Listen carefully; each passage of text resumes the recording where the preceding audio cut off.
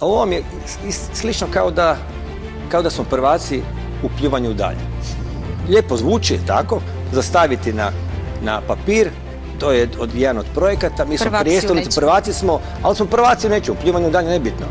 Europska komisija je u konkurenciji od čak 70 europskih gradova i regija Zagreb proglasila prijestolnicom inkluzije i raznolikosti zbog svojih uspješnih socijalnih programa.